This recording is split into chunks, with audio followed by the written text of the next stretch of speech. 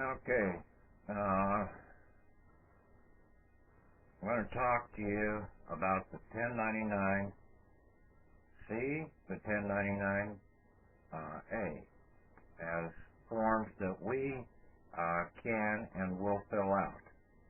I want to make it clear right now here at the very beginning that the 1099-B and the 1099-OID, we do not fill those two out. They are not our form to fill out. We are supposed to get those and utilize the information that is on that so that we can claim the interest or the payment that is owed, the taxes that are owed to us for the usage of our assets as collateral on the 1040 income tax return. It's our income and it's our tax. We are the owner. We are the ones that the tax is supposed to be given to. We're the shareholder, the owner-shareholder of the corporations. So that tax is owed to the owner, not to the corporation. And the corporations all operate with debt as their money system. But they use a wagering monetary system of exchange in the process also.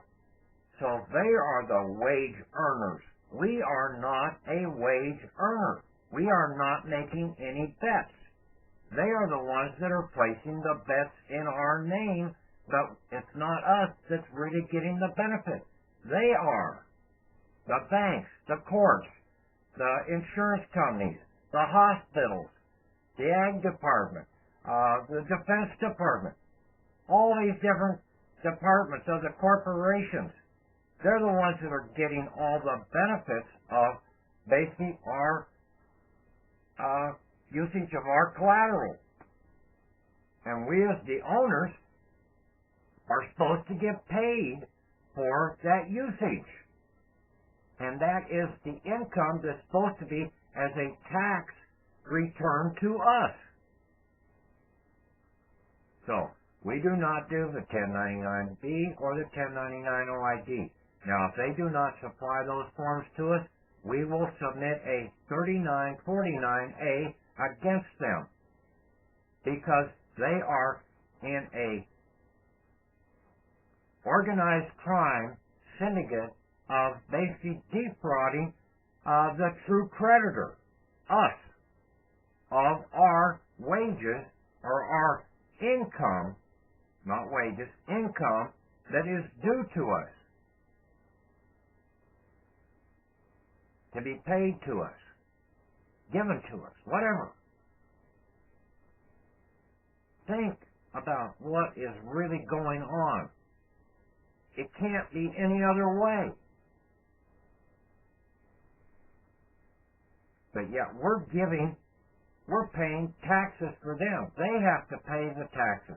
And then we're turning around and paying taxes to them, and then they turn around and go fight a damn war off in some damn foreign country that is not in the defense of America whatsoever. It's in the defense of a corporation.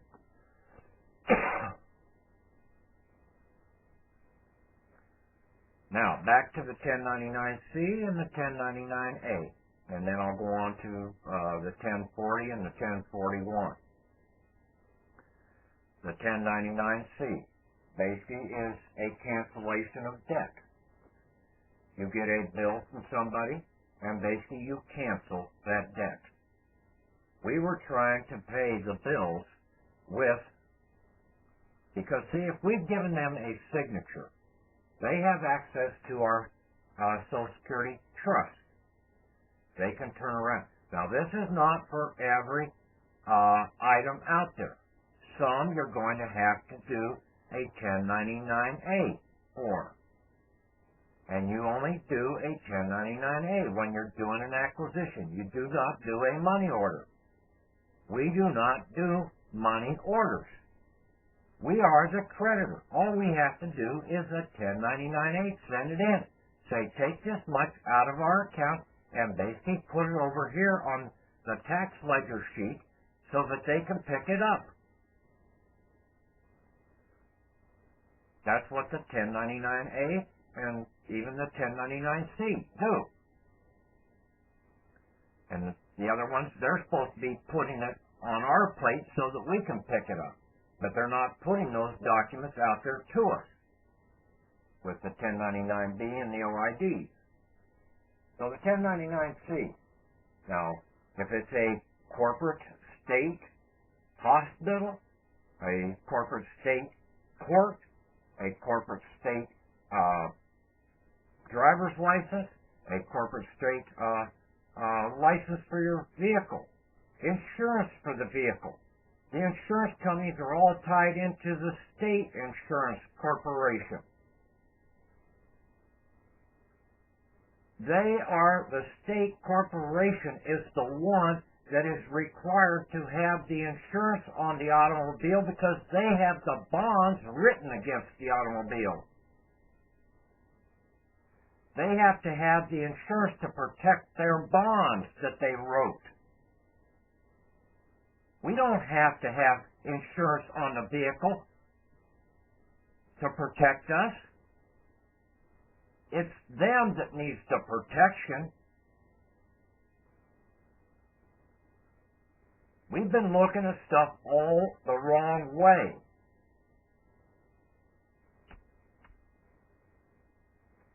So basically you go in there and you cancel the debt that they owe. They've taken your signature and they've written the bonds on. So they have to take and pay the insurance out of the interest that they're getting on the bonds. They have to take the license fee out of the interest that they're getting off those bonds. But they have to pay us a user fee also. Now, if they don't do that, then we would turn around and say, no, that this debt does not have to be repaid. But we would claim the interest that if they have any interest included in Block 3 on the 1099-C. We are the creditor. They are not the creditor. They can never be the creditor. They're always the debtor.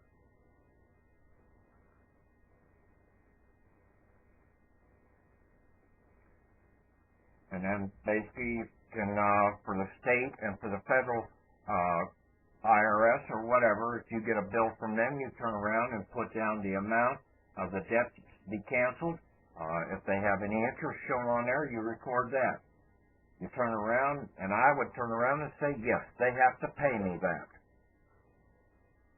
And then I would also mark Block 6 for bankruptcy. They are the ones that are in bankruptcy. We can't be in bankruptcy. That's a total fraud that we are in bankruptcy. We have a bank account, American Pride Trust and Bank account that is part of the National Treasury of America, known as the Central Bank of America. That we've been allowing them to write bonds off against. So take a look at the 1099-C from slightly different aspects. I'll try and post some templates up there, but basically you guys ought to start thinking on some of this stuff yourself. If you can't think this stuff through and sit down and try and talk it over with somebody else, you need to talk to these other people. Tell them that there is something definitely wrong. You don't owe any tax. But tell them why they don't owe any tax, because they are the owners of America. We, the people, own the country, not the corporations. Everybody sits around and complains about this political guy and that political guy. Hey, you can sit there and just bitch all you want. But if you don't get off your butt and start looking at this stuff, go to the law dictionaries and find out. Prove me wrong, that I am wrong in what I'm saying about that we are in a wagering monetary system. The country of America is nothing but a big casino. You go to a casino, what do you get? You get funny money for your dollar bill. And then you go out and place a bunch of wagers throughout the casino. And then if you're lucky, you're able to come back and cash some of those funny chips in for what Federal Reserve dollars.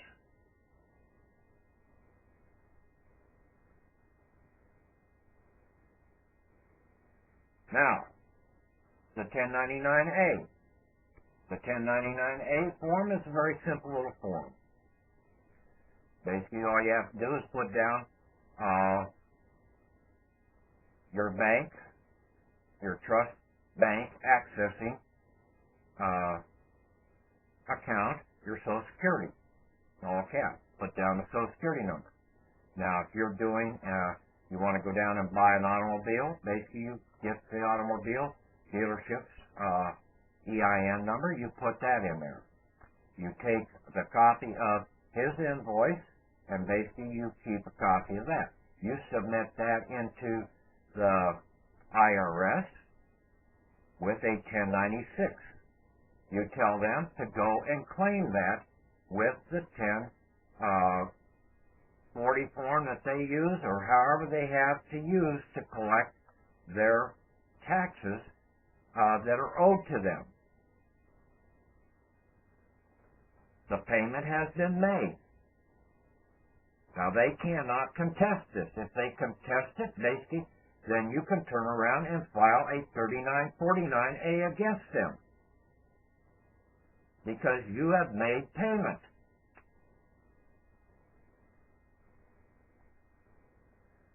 Now, some of them may not understand this process, so there's an easier way about this.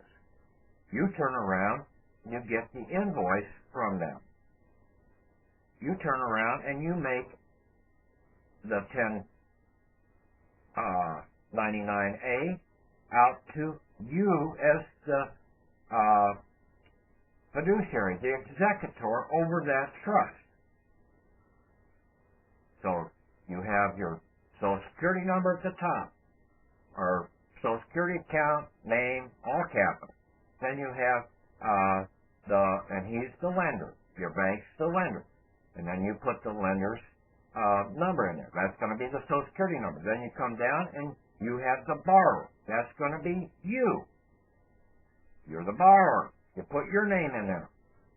You'll have to have a Form 56 in place properly, and you never make a Form 56 out for anybody else. It's for you and you alone. Unless you want to give one to your wife and let her have access to your account, which you should. Okay? Because it's supposed to be a joint effort in a marriage.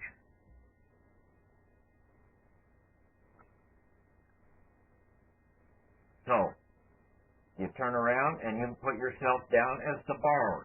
You also put in the borrower's tax identification number, the Social Security number there too.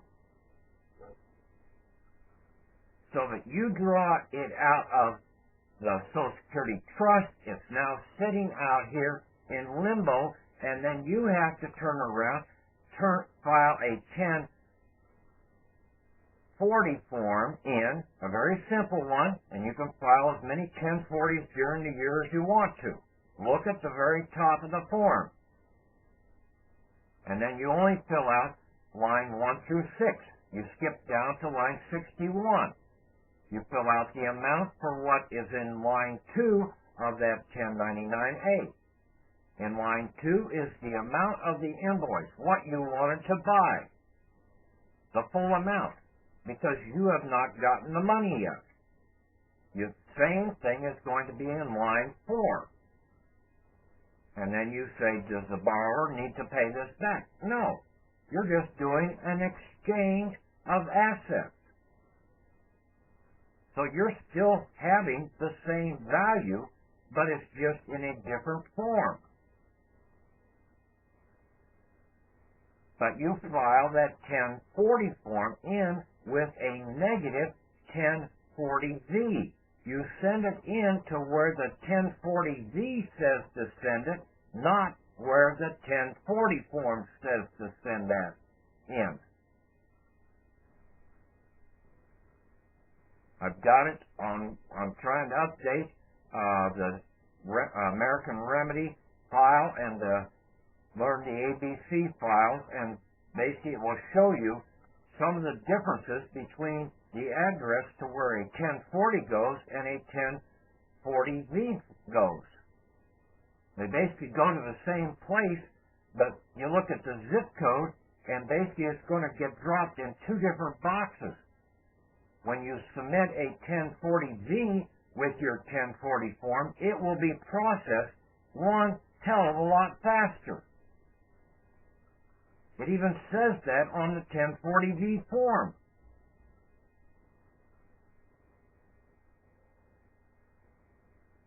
So you can turn around, you should get a faster response. I didn't see that right away, so I have not gotten my stuff back. I need to resubmit this into Fresno with my 1040 and submit a negative 1040V along with that to get that process through, because I'm not going to sit around and wait 6 weeks for the corporate side of the IRS to process my damn form.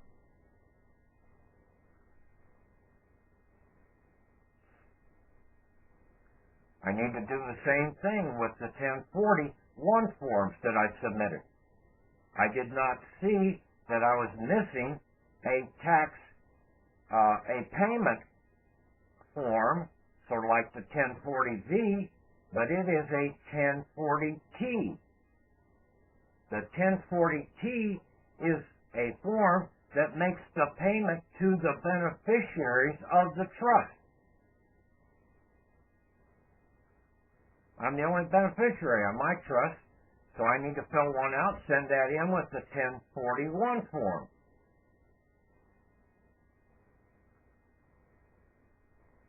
And then basically those things should come back in a timely manner, roughly in a normal 3-day banking process time frame.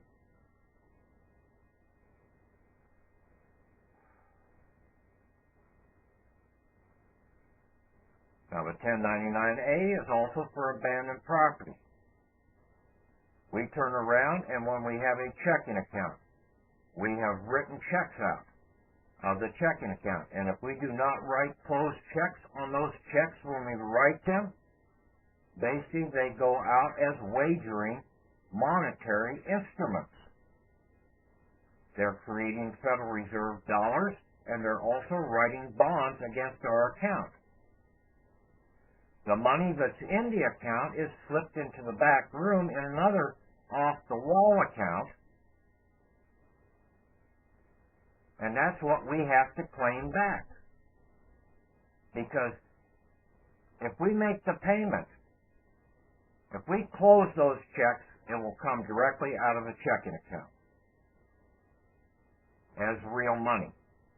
But if we don't see that, and all wagering contracts are a 3-year contract. The proof is in the pudding. Court tickets are held on the books for 3 years. The monetary system in this country is controlled by M1, M2, and M3. There is no M4. That's the first year of the contract, the second year of the contract, and third year of contract. A 3-year contract. At that point in time, all the Federal Reserve dollars that were created from that initial contract have to be removed from circulation. They basically do that at the banks on a monthly basis. Most of the banks are either under state chartered banking system or under federal chartered banking system, that they're corporate charter banks.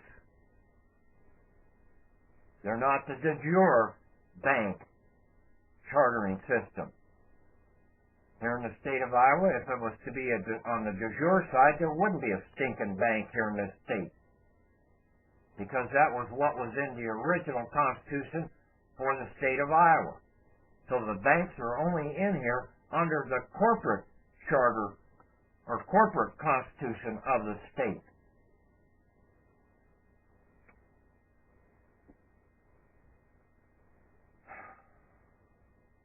I can get fired up on this thing very easily because I've just seen how much stuff has gone on. I have been submitting stuff constantly for the last 2 weeks into the Treasury Inspector General, to the Comptroller. No, I didn't send anything to the Comptroller. Yeah, maybe I did send something to the Comptroller of Currency, to the Chief Counsel for the IRS, and to the Attorney General, to my state treasurer, to my state attorney general, and to my state senator. All of those guys, if they do not support us when we are out with the truth, they are all facing impeachment.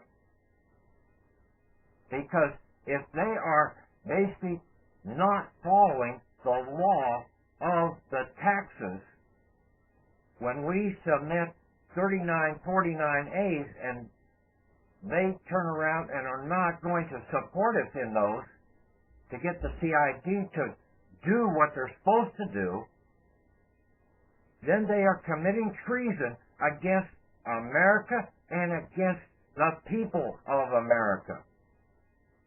And that is impeachment, plus a few other things that could go along with that. The people in this country want your remedy? It's right here. But get away from all those other damn gurus. Stop going from one rabbit hole to the other. Either stick with me or just totally get away from me. I don't want to have a damn thing to do with you. I'm shaking the sand off my sandals in that regard. Now, if these other gurus want to learn the truth, and that they have just been misguided, I will sit down and work with them. But I am a student of no one of these other gurus. I am doing all of this stuff in a completely different manner. It does not merge with what they're doing. Most of them are doing it from the corporation side. This is from the individual, the owner, the creditor, the shareholder side that I am working on. I'm trying to work for you in putting this out.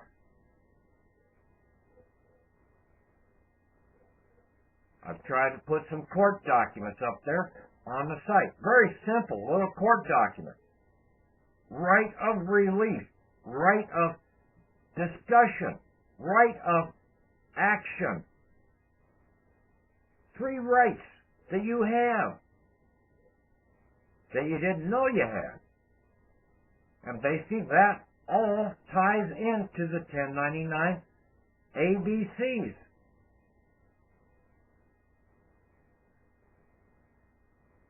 Especially into the 1099B. And the 1099 OID. That was what they were supposed to be paying us, the debt that they owe us with. But we've never been given it. You go into court and basically say, where's my 1099B for being here? You've got to be paying me to be here. Don't the corporations, for all like Ford Motor Company and all these other people, basically pay for the hotel rooms and the meals and everything else when the shareholders come to a corporate meeting? They should. We should be getting our pay from our corporations that we're the owners of.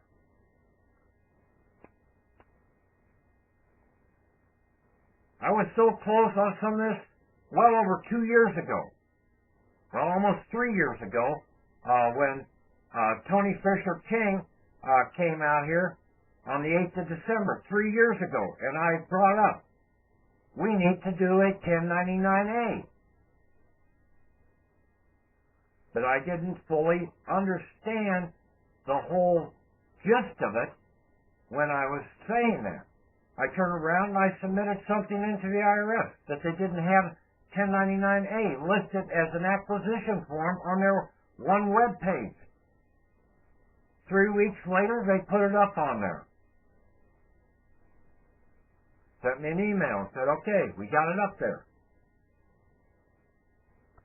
I sent another web page in, but I'm going to have to I got to look it over. I might have to make a few corrections to it because now I fully understand the rest of the situation now with the 1040D and the 1041T form to get the pay out of these guys in a timely manner. Not the 6 weeks that they sit around and basically play games with us.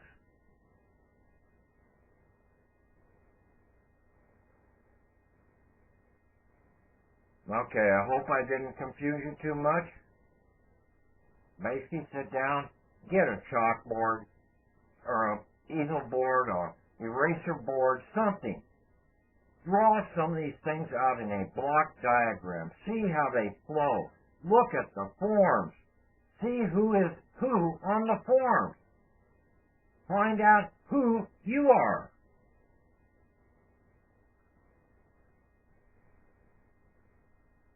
If we were told to do this when we were growing up in grade school, I think that any adult out here, no matter who they are, should be able to take the time to sit down and learn these damn forms.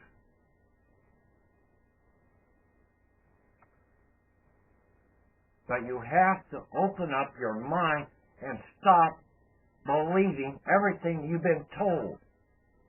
The whole public school system was taught to be a cheater because they used the same test year after year. All you had to do was go and talk to somebody in the class right before you and find out what the test was the year before. These teachers ain't that smart. And basically they ain't really teachers because they haven't lived life. How could somebody that has not lived life ever be a teacher?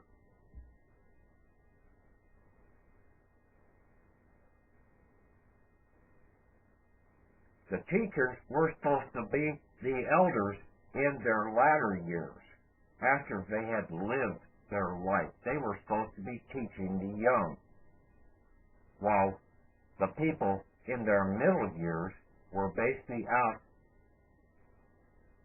putting their knowledge and everything into full effect. Not just for manual labor, but for inventive labor. Creative, knowledge-based labor, enjoyment labor. Okay? So, I'm going to wrap this one up. I think I tried to cover everything that I needed to on the 1099 ADC, OID, and also touched on the 1040 form and the 1041. 1041 applies to those that have gone out and gotten their EIN for their living trust. Everyone should be setting up a living trust. But I want to reiterate again, everyone needs to have a Form 56 on file, whether it's for the 1040 or the 1041, on file. with you being the executor and the date that you became the executor of that, and make yourself the fiduciary and the sole fiduciary over that. So, okay, we'll talk to you later.